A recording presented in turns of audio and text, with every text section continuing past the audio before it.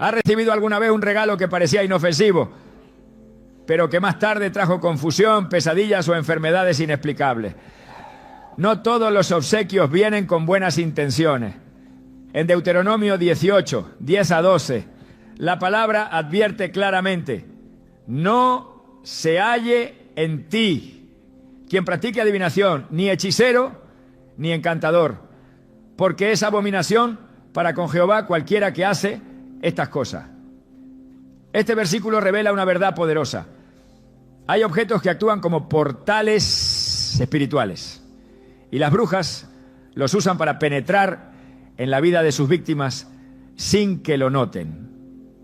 Hoy exploraremos cómo ciertos regalos aparentemente inocentes son usados como herramientas de destrucción espiritual.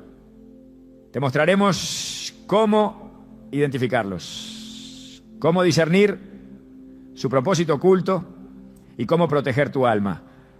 ¿Estás listo para entender lo que Dios tiene reservado para ti y cerrar la puerta a toda influencia oscura?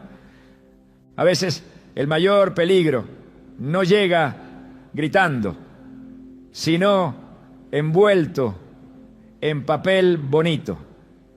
Hay objetos que entran a nuestra casa con una sonrisa, pero traen detrás una nube espiritual que no se disipa con abrir las ventanas. Regalos que no se piden, pero se aceptan sin sospecha. Un peluche entregado con cariño, una figura tallada que me hizo pensar en ti, un collar traído de un viaje especial, detalles aparentemente inocentes, pero que en el mundo espiritual operan como llaves para abrir puertas que nunca debimos permitir. La Escritura no guarda silencio ante esto. En Deuteronomio 7:26 se nos advierte con una claridad que no deja espacio para malentendidos. No traerás cosa abominable a tu casa para que no seas anatema como ella. Del todo la aborrecerás y la abominarás porque es anatema. Esta instrucción dada al pueblo de Israel no era simplemente cultural o estética, era una advertencia espiritual sobre la contaminación que ciertos objetos traen consigo. Lo que a nuestros ojos puede parecer decoración o cortesía, en el reino espiritual puede funcionar como un acceso autorizado para el enemigo. Lo más alarmante es que muchas de estas cosas abominables no llegan solas, son preparadas, son invocadas, son consagradas. En sesiones ocultas, donde se invocan entidades espirituales, donde se hacen rituales con velas, sangre o pactos verbales, se dedican ciertos objetos con el propósito específico de llevar oscuridad a la vida de quien los recibe. Y cuando esa persona los recibe con afecto o agradecimiento, sin saberlo, también recibe el espíritu que fue atado al objeto. Por eso algunos comienzan a experimentar insomnio repentino, pesadillas recurrentes, discusiones inexplicables en el hogar, enfermedades que no aparecen en exámenes médicos y una paz que parece haberse evaporado de un día para otro. Todo esto tiene fundamento espiritual. En el Antiguo Testamento, Dios ordenó al pueblo de Israel destruir por completo todo objeto de idolatría al entrar en la tierra prometida. No podían conservar estatuillas, tejidos rituales, ni utensilios sagrados de otros pueblos. ¿Por qué? Porque aunque eran cosas materiales, estaban cargadas con un significado espiritual. Josué 7 relata una historia impactante. El pueblo había sido instruido a no tomar nada del botín de Jericó, pero Acán desobedeció. Tomó un manto babilónico, plata y oro, y los escondió bajo su tienda. El resultado, la presencia de Dios se retiró del campamento. La siguiente batalla fue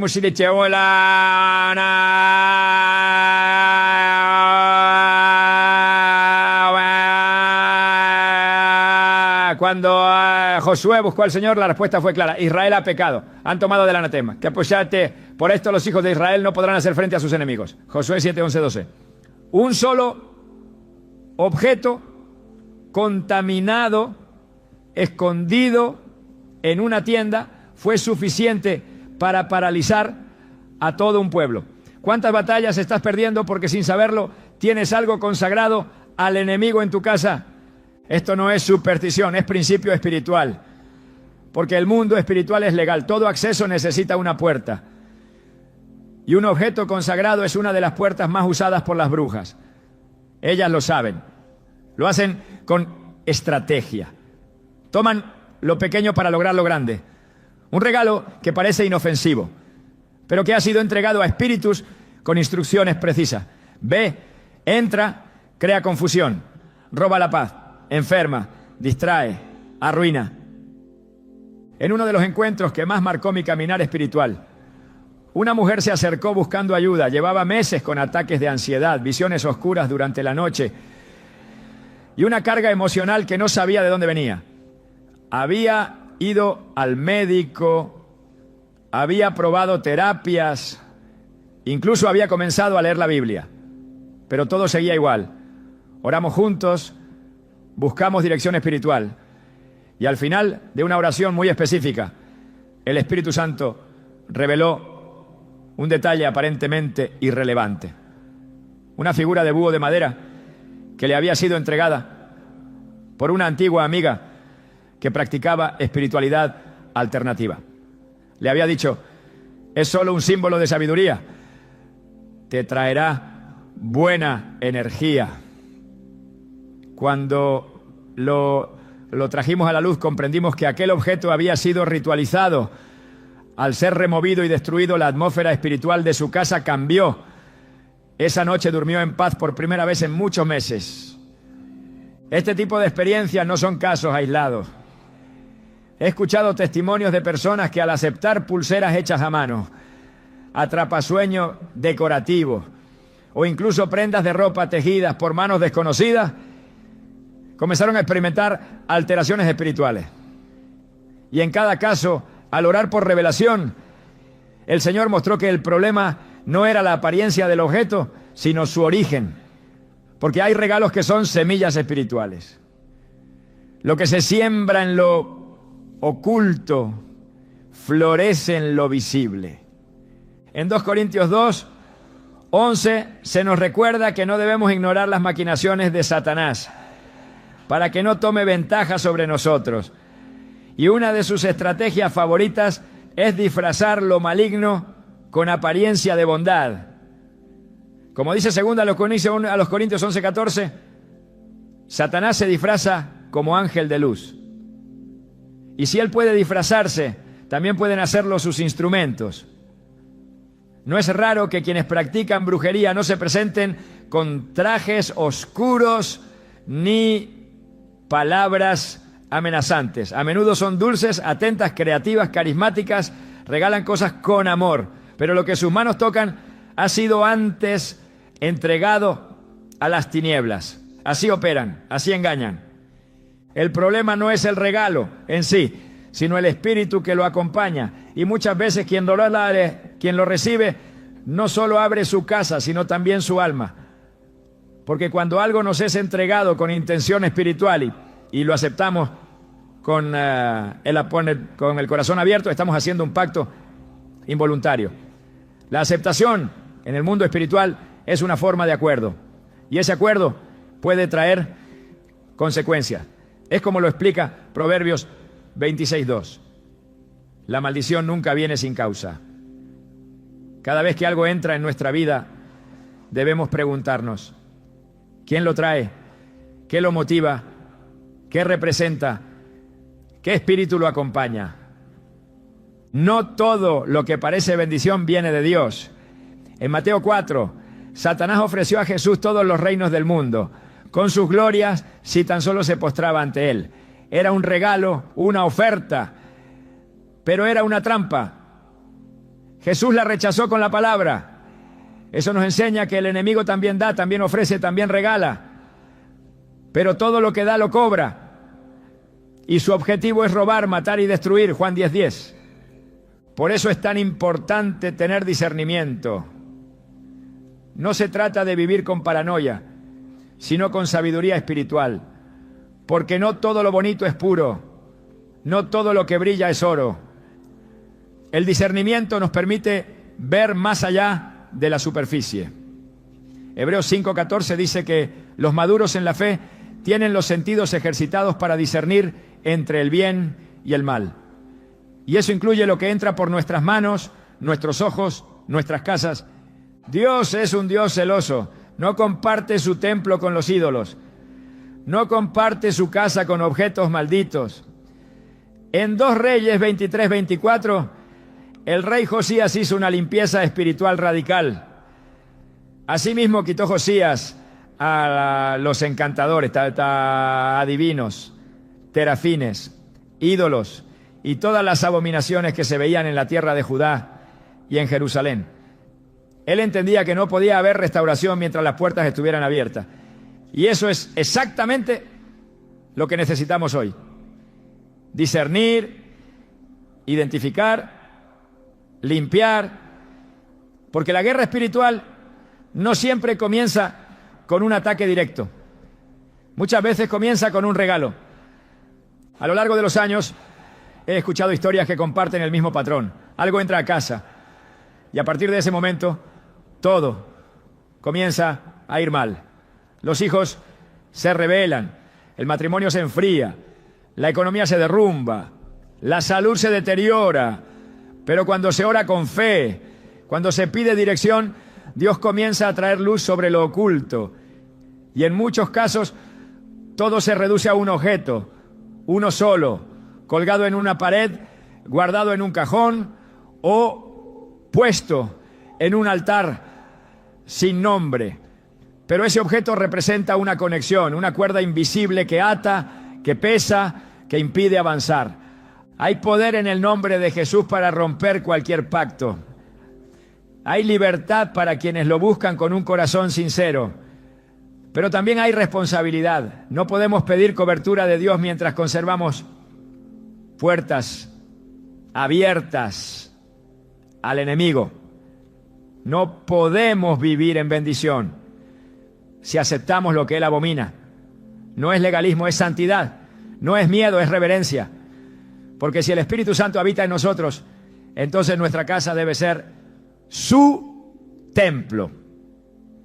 Y en su templo no puede habitar lo profano. En Hechos 19:19 vemos una escena poderosa.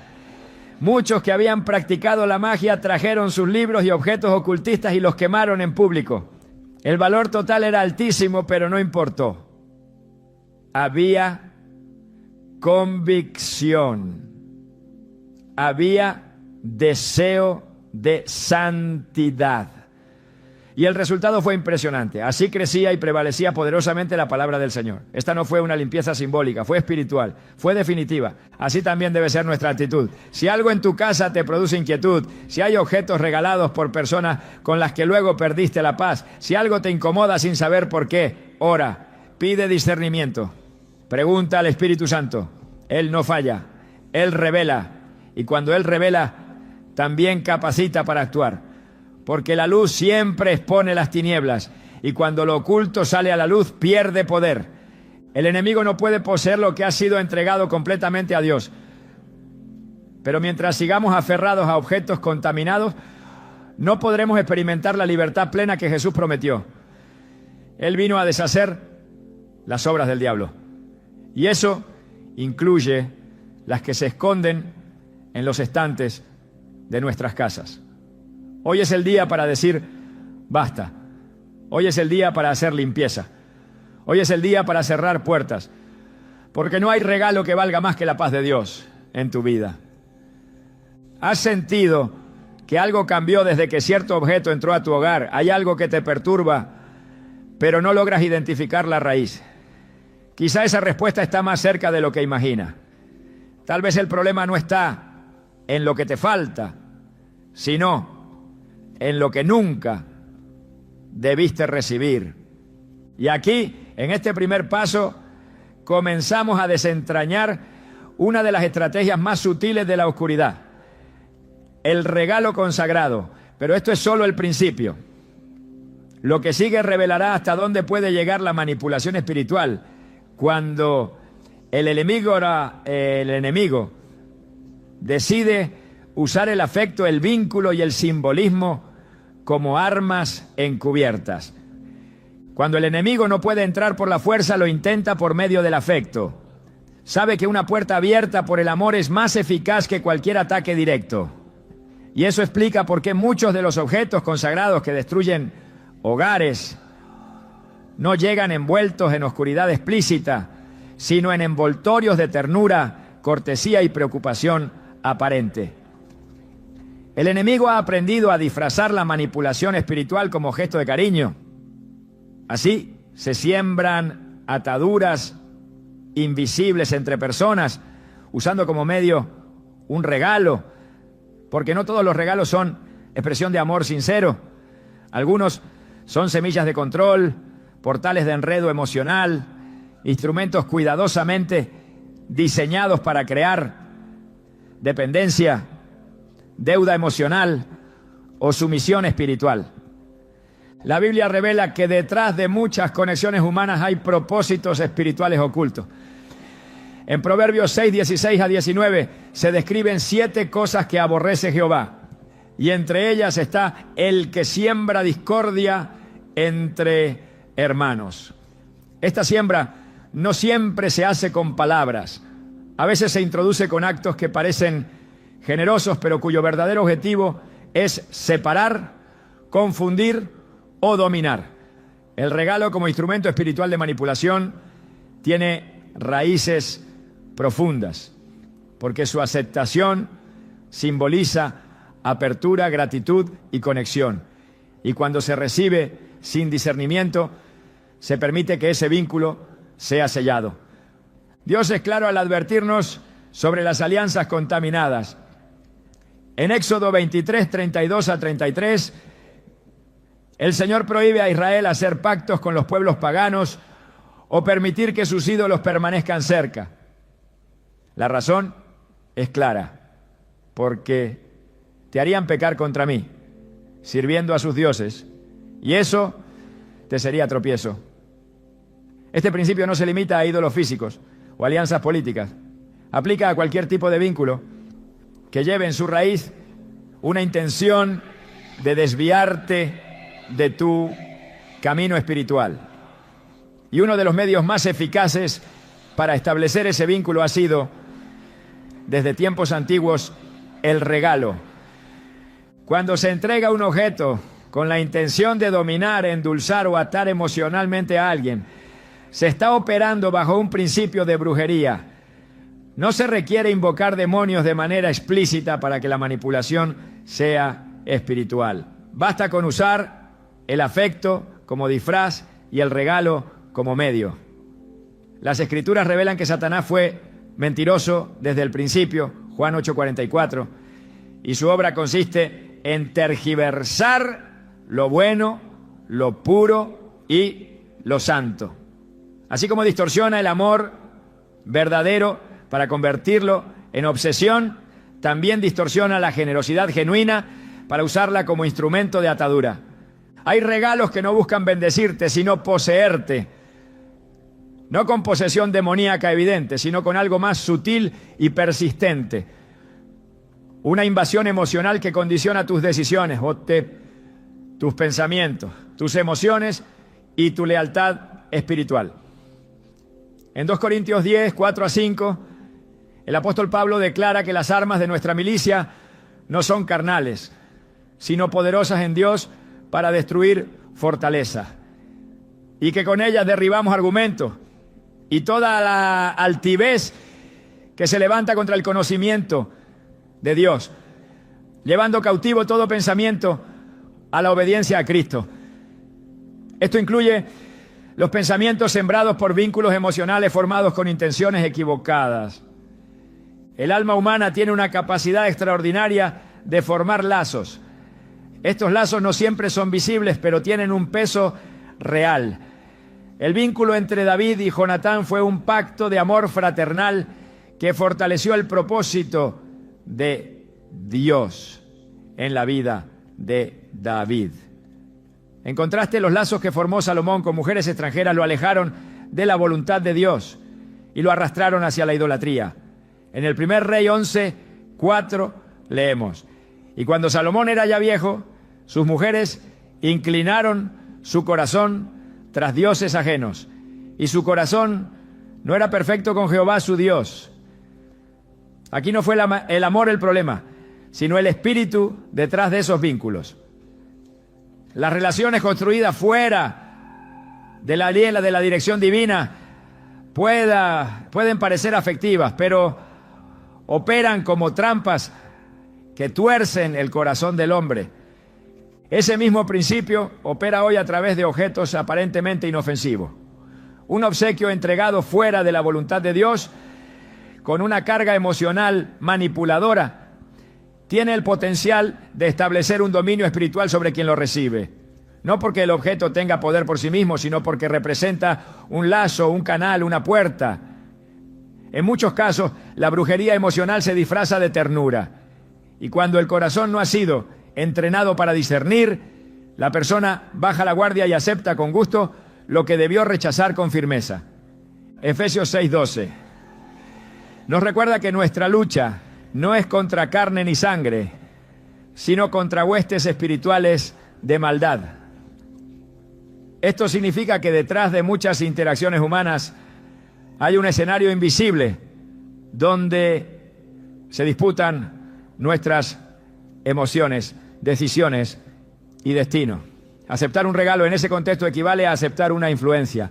Y cuando esa influencia no viene de Dios, contamina. El apóstol Pablo exhortó a los creyentes en primera a los Corintios 10:21. No podéis beber la copa del Señor y la copa de los demonios. No podéis participar de la mesa del Señor y de la mesa de los demonios.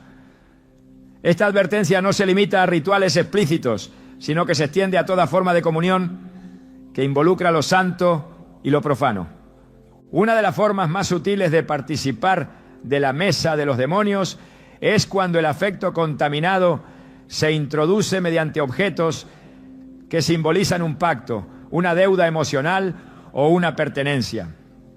En el mundo espiritual, recibir un obsequio puede equivaler a aceptar una marca, no necesariamente visible, pero sí funcional. Una marca que permite influencia, que da acceso, que establece un vínculo. Dios no opera bajo manipulación. Su Espíritu Santo guía, pero no fuerza. Su amor convence, pero no domina. En contraste, el enemigo trabaja mediante la presión emocional, la culpa, el miedo o el deseo de agradar. Y cuando un regalo lleva en su interior esa carga emocional corrupta, ya no es un acto de amor, sino una operación estratégica. El objetivo no es dar, sino tomar, no es bendecir, sino atar. Romanos 12:2 exhorta a no conformarse a este siglo, sino a ser transformados por medio de la renovación del entendimiento. Esa transformación nos permite discernir la voluntad de Dios, buena, agradable y perfecta. Y al discernir somos capacitados para ver más allá de lo visible, más allá de la apariencia, más allá de la envoltura. Aprendemos a identificar qué tipo de espíritu se oculta detrás de un gesto, de una palabra o de un regalo. El espíritu de manipulación no opera únicamente en lo verbal, también se infiltra en lo tangible, se disfraza de generosidad para imponer control. Su intención es redirigir la voluntad de quien recibe, creando dependencia emocional, distorsión espiritual y pérdida de identidad. En la Biblia, Jezabel representa este tipo de operación. Aunque fue una reina, su poder no radicaba solo en su posición, sino en su capacidad de manipular, seducir y dominar. En Apocalipsis 2:20 Jesús reprende a la iglesia de Tiatira por tolerar a Jezabel, que se dice profetiza, pero enseña y seduce a los siervos de Dios. Su influencia se extendía a través de enseñanzas, pero también a través de gestos, favores y actos que desarmaban el discernimiento de quienes la rodeaban. La manipulación espiritual a través del afecto no es nueva. Es una de las herramientas más antiguas del enemigo. Y el uso de regalos como medio para establecer vínculos contaminados es una estrategia que se repite generación tras generación, porque donde hay una conexión no santificada, hay una puerta abierta. Y donde hay una puerta abierta sin vigilancia, el enemigo entra. La solución no es cerrarse al afecto, sino santificarlo. No es rechazar toda muestra de cariño, sino aprender a discernir el espíritu que la impulsa. Porque no todo lo que parece bueno es de Dios. Y no todo lo que se da con una sonrisa viene del cielo. El corazón del creyente debe estar fortalecido en la verdad, en la palabra, en la comunión con el Espíritu Santo. Solo así podrá identificar lo que busca atarlo bajo la apariencia de amistad, lo que busca manipularlo bajo el disfraz de generosidad, lo que intenta desviarlo bajo el nombre del amor. En el 1 Juan 4:1 se nos dice: amados, no creáis a todo espíritu, sino probad los espíritus si son de Dios. Este mandato implica acción, juicio espiritual, sensibilidad interior. Es una exhortación a estar despiertos, alertas, conscientes. Y esa conciencia espiritual nos lleva a examinar no solo lo que vemos o escuchamos, sino también lo que recibimos. Porque el regalo no es simplemente un objeto, es un medio, es una semilla, y su fruto dependerá del espíritu que lo sembró. El creyente maduro no se deja atrapar por la apariencia de bondad. Aprende a ver el patrón, el origen, la intención. No se deja guiar por el impulso emocional, sino por la dirección del espíritu. En Filipenses 1, 9 a 10, Pablo ora para que el amor de los creyentes abunde más y más en conocimiento y en todo discernimiento, para que aprobéis lo mejor, a fin de que seáis sinceros e irreprensibles para el día de Cristo. Esta oración revela que el verdadero amor no es ciego, sino informado. No es ingenuo, sino discernidor. Y cuando ese discernimiento se activa, el regalo deja de ser solo un objeto. Se convierte en una señal, un mensaje, una advertencia, una oportunidad para probar los espíritus y rechazar lo que no edifica, lo que no proviene del Señor, lo que busca atar en lugar de liberar. Porque en el reino de Dios todo vínculo debe ser santo, todo afecto debe ser puro, toda conexión debe estar bajo el gobierno de Cristo. Cualquier otra forma de relación, cualquier otra forma de afecto, cualquier otra forma de comunión que se establezca fuera de su voluntad, termina siendo un canal de contaminación. Y muchas veces ese canal comienza con algo tan simple como un regalo. En esta dimensión espiritual donde todo tiene significado, donde nada es casual, donde cada acción deja una huella invisible, recibir con discernimiento se vuelve una forma de obediencia, una forma de santidad, una forma de resistencia. Porque no todo lo que brilla es luz, no todo lo que se da es bueno, no todo lo que se llama amor tiene la marca del cielo, y no todo lo que se ofrece desde la cercanía emocional lleva consigo la bendición de Dios. Así como Dios nos llama a guardar nuestro corazón, también nos llama a cuidar lo que permitimos entrar en él. Y muchas veces lo que entra lo hace disfrazado de ternura. Pero cuando el discernimiento está activo, la mentira se desenmascara, el plan oculto se revela y el alma permanece libre. El regalo que fue diseñado para atar pierde su poder ante la verdad. Y la manipulación disfrazada de amor queda expuesta como lo que realmente es: una trampa del enemigo que no puede sostenerse ante la luz de la palabra y la guía del Espíritu Santo. La oscuridad espiritual rara vez se presenta con rostro evidente. Suele esconderse detrás de lo hermoso, lo decorativo, lo aparentemente inofensivo. Uno de los medios más eficaces que ha utilizado el enemigo para infiltrarse en los hogares es el simbolismo oculto, camuflado en objetos ornamentales que no levantan sospechas. figuras de animales, colgantes con formas inusuales, cuadros con geometrías llamativas, esculturas de culturas antiguas, tejidos con patrones extraños. Lo que muchos consideran simplemente arte o cultura, en realidad porta códigos, signos, significados profundamente espirituales que han sido utilizados por siglos en prácticas paganas, ocultistas y esotéricas. Cuando estos símbolos entran en un hogar, no lo hacen solos. Traen consigo la carga espiritual de aquello que representan. La Escritura es clara sobre el poder destructivo de los ídolos y de todo objeto que represente una autoridad espiritual contraria a Dios. En Éxodo 20:4-5, el Señor establece un mandamiento directo y sin ambigüedades. No te harás imagen, ni ninguna semejanza de lo que esté arriba en el cielo, ni abajo en la tierra, ni en las aguas debajo de la tierra. No te inclinarás a ellas, ni las honrarás. Esta orden no era únicamente contra la idolatría explícita, sino contra todo lo que representara una desviación del culto al Dios verdadero.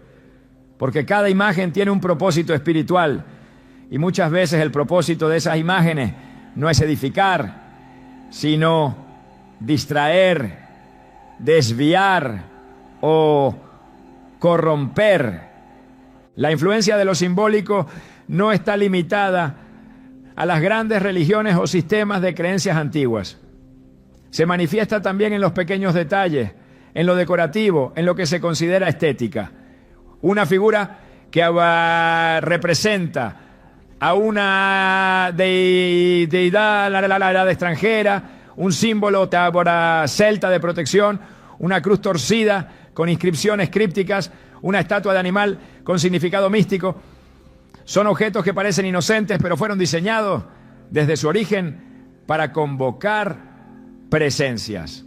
No es casualidad que en el Antiguo Testamento, cada vez que el pueblo de Israel se volvía al Señor, lo primero que hacían era derribar ídolos y eliminar imágenes, porque entendían que no se puede invocar a Dios y mantener objetos que representan otras autoridades espirituales. En 2 Crónicas 34, 3-4, se describe la reforma de Josías, un rey que siendo aún joven, comenzó a buscar al Dios de David su padre. El texto dice que derribaron delante de él los altares de los Baales e hizo pedazos las imágenes del sol que estaban puestas en alto. No solo fue un acto simbólico, fue una purificación espiritual. Las imágenes eran más que decoraciones, eran canales de influencia espiritual. Mientras permanecieran en pie, mantenían abierta una puerta invisible a fuerzas contrarias al reino de Dios. Hoy en día muchas de esas mismas imágenes han adoptado formas modernas.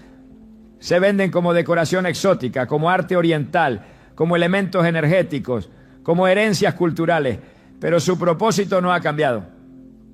Siguen siendo portadores de una carga espiritual contraria a la santidad de Dios. Colocar en el hogar una figura budista, una escultura de diosa madre, un símbolo del yin y el yang, una estrella de 5 puntas invertida. No es simplemente una elección estética, es una declaración espiritual. Y aunque el creyente lo haga por ignorancia, las implicaciones espirituales no desaparecen. El enemigo ha perfeccionado su estrategia. Sabe que la mayoría de los creyentes no aceptaría voluntariamente algo que se declare abiertamente como ocultismo o brujería. Por eso lo disfraza. Lo presenta como algo bello, intrigante, cultural. Lo introduce en la decoración de interiores, en la moda, en los accesorios, porque lo que entra por los ojos tiene poder y lo que se permite permanecer termina influyendo. Proverbios 4:23 advierte: sobre toda cosa guardada, guarda tu corazón porque de él mana la vida. Esa guarda comienza por los ojos. por lo que se permite entrar y establecerse en el espacio que habitas. Muchos hogares están espiritualmente contaminados no por prácticas explícitas de pecado, sino por la presencia pasiva de símbolos que han sido establecidos como puntos de contacto con otras esferas espirituales. En el mundo natural parecen piezas decorativas. En el mundo espiritual son señales, marcadores, llaves. Son una invitación silenciosa que da derecho de acceso a influencias que operan en lo oculto. No es necesario que se rinda culto a una imagen para que ésta tenga efecto. Basta con permitir su presencia constante en un lugar de autoridad como el hogar. El ambiente espiritual comienza a alterarse, la atmósfera se torna pesada, los pensamientos se enturbian, la oración se vuelve difícil, la comunión con Dios se enfría. Isaías 2:8 describe un estado de alejamiento de Dios al decir: su tierra también está llena de ídolos. Se han inclinado ante la obra de sus manos, ante lo que fabricaron sus dedos. Esta actitud, aunque no siempre consciente, revela una verdad espiritual. Cuando el hombre empieza a valorar o tolerar lo que representa otra fuente de autoridad espiritual, se debilita su sensibilidad hacia la voz de Dios. Y cuando esa sensibilidad disminuye, la puerta queda abierta para la confusión, la distracción, la falsa paz. El enemigo no necesita derribar al creyente con un ataque directo.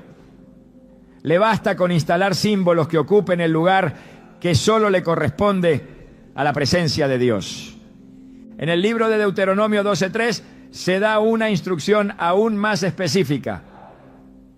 Derribaréis sus altares, quebraréis sus estatuas y destruiréis sus imágenes de acera con fuego. Y cortaréis las esculturas de sus dioses y borraréis su nombre de aquel lugar. Esta acción no era solo una muestra de rechazo, era un acto de guerra espiritual. Era la manera de declarar que ese espacio no sería compartido con ninguna otra entidad espiritual. O sea, la destrucción de los objetos no era simbólica, era necesaria, porque mientras esas imágenes permanecieran, la influencia también lo haría. La presencia de símbolos ocultistas o paganos en el hogar también interfiere con la autoridad espiritual del creyente. La Escritura enseña que el creyente está llamado a ejercer dominio espiritual sobre su territorio. En Lucas 10:19, Jesús dice: he aquí, os doy potestad de hollar serpientes y escorpiones, y sobre toda fuerza del enemigo. Pero esa autoridad no puede ejercerse plenamente cuando hay acuerdos ocultos o elementos que contradicen el gobierno del Espíritu Santo. Los objetos que representan otras creencias no solo neutralizan la autoridad, sino que dan derecho legal al enemigo para operar. El mundo espiritual se rige por principios legales, y uno de ellos es el principio del territorio. Todo lo que entra en un espacio consagrado a Dios debe estar bajo su señorío. No puede haber elementos en disputa. No puede haber imágenes que contradigan su verdad. No puede haber símbolos que representen doctrinas de demonios, aunque estén camuflados como cultura o belleza.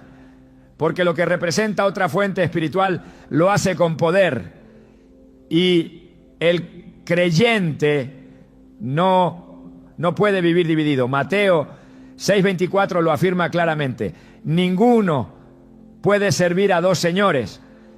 Esto no se aplica solo al dinero, se aplica a toda forma de lealtad compartida.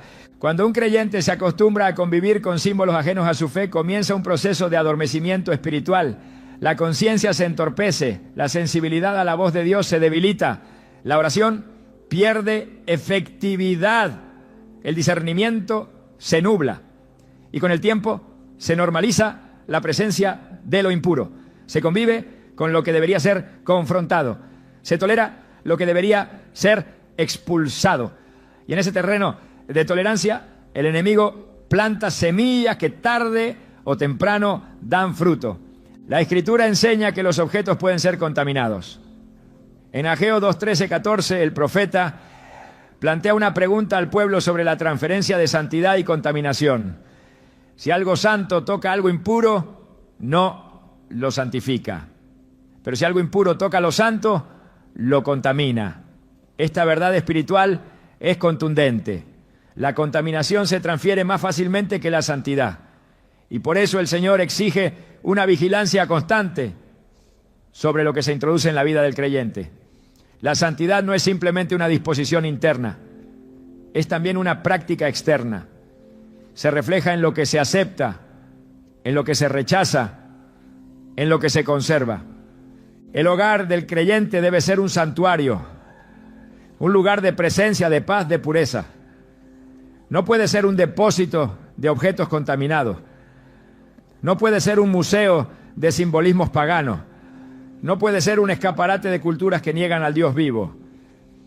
Cada elemento debe estar sujeto a examen espiritual. No por miedo, sino por obediencia. No por superstición, sino por convicción. Porque donde habita el Espíritu de Dios, no puede habitar nada que le sea contrario. Y si se desea experimentar plenitud espiritual, libertad continua y autoridad verdadera, es necesario limpiar todo lo que represente una amenaza a esa comunión. Hechos 19:19 relata cómo, al recibir la verdad, muchos de los que habían practicado artes mágicas reunieron sus libros y los quemaron delante de todos. El valor de esos libros era grande, pero el precio de la libertad era mayor. Ellos entendieron que no podían caminar con Dios y conservar los elementos del pasado. No podían avanzar espiritualmente mientras permitieran que objetos contaminados permanecieran entre ellos. Y tomaron una decisión radical. Esa misma decisión se sigue exigiendo hoy a quienes desean caminar en santidad.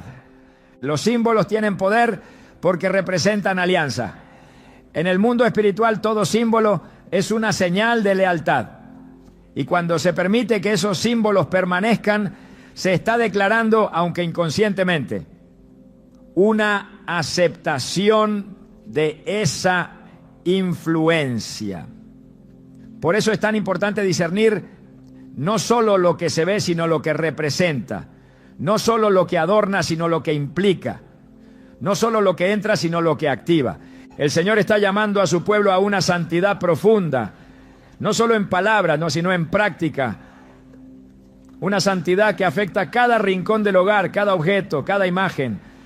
Una santidad que expulsa, que limpia, que desmantela todo lo que no honra su nombre. Porque solo cuando se limpia el terreno, la presencia de Dios puede habitar con libertad. Y solo cuando su presencia llena el lugar, la paz, la protección y el poder espiritual se manifiestan sin obstáculos. El símbolo puede parecer pequeño, pero su efecto es profundo. Su forma puede ser atractiva, pero su raíz puede estar en tinieblas. Su diseño puede parecer sofisticado, pero su intención puede ser destructiva. Y si no se discierne su origen, si no se confronta su presencia, si no se desactiva su influencia, terminará cumpliendo su propósito. Es tiempo de examinar, es tiempo de remover, es tiempo de declarar que cada espacio pertenece al Dios Altísimo, porque lo que decore tus paredes, lo que ocupe tus estantes, lo que adorne tu hogar, debe estar alineado con la luz, no con las tinieblas, porque la santidad no admite mezcla y Dios no comparte su gloria con nadie. La autoridad del enemigo sobre la vida de una persona no surge del azar, sino de derechos que se le otorgan, consciente o inconscientemente. En el mundo espiritual no existen espacios neutros ni decisiones sin consecuencia. Cada acción, cada palabra, cada objeto recibido o conservado puede funcionar como una llave que abre o cierra puertas en el ámbito invisible. Uno de los mecanismos más sutiles, pero más peligrosos que las tinieblas utilizan para obtener acceso es a través de objetos malditos, consagrados, ofrecidos o contaminados que se introducen en la vida de una persona con apariencia de normalidad. Estos objetos, muchas veces entregados como regalos inofensivos, son en realidad pactos materiales. Cuando se aceptan, se activa una entrada legal que da al enemigo permiso para operar dentro de territorios que deberían estar consagrados a Dios. El principio de la legalidad espiritual es profundo y bíblicamente sólido. El enemigo no invade arbitrariamente, siempre necesita una causa, un permiso, un acceso. La Biblia revela esto de forma contundente en la historia de Job. Satanás no pudo tocar a Job sin antes pedir autorización. En Job 1:10, el acusador declara: ¿no le has cercado alrededor a él y a su casa y a todo lo que tiene? Al trabajo de sus manos has dado bendición. Esta afirmación demuestra que mientras haya cobertura divina, el enemigo no puede pasar. Pero cuando se le da una puerta, cuando se derriba una muralla, cuando se introduce algo que no pertenece al reino de la luz, entonces se crea una brecha. Y por esa brecha entran ruina, tormento, confusión y pérdida. Uno de los ejemplos más contundentes de este principio está en Josué capítulo 7.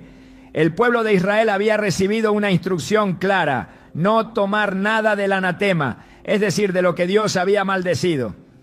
Pero Acán desobedeció. Tomó un manto babilónico, plata y oro, y los escondió en su tienda. El resultado fue inmediato. Israel perdió una batalla que naturalmente debía haber ganado. Cuando Josué consulta al Señor, la respuesta es clara y directa. Israel ha pecado y aún han quebrantado mi pacto. Ni estaré más con vosotros, no, si no destruyeréis el anatema de en medio de vosotros. Josué 7:11-12. La presencia de un objeto maldito trajo derrota, pérdida y una separación espiritual entre Dios y su pueblo. No fue un accidente, fue una transgresión legal que dio derecho al enemigo para operar. Estos principios siguen activos. Cada vez que se permite que un objeto contaminado permanezca en el hogar, se está permitiendo también la presencia espiritual que ese objeto representa. Porque lo que es anatema en el mundo espiritual no es neutro, está maldito por designación divina. Y si Dios lo ha maldecido, el enemigo lo puede usar como herramienta legal para afligir.